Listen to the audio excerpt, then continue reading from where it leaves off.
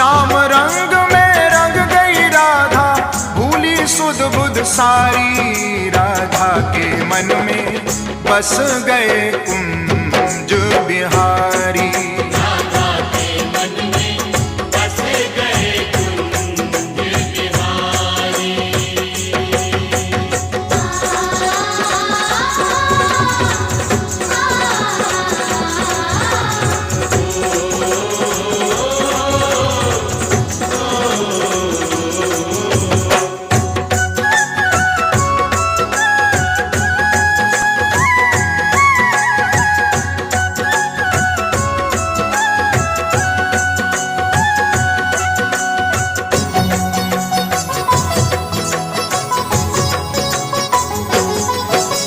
श्याम नाम की चुनड़ी ओढ़ी, श्याम नाम की चूड़ियां,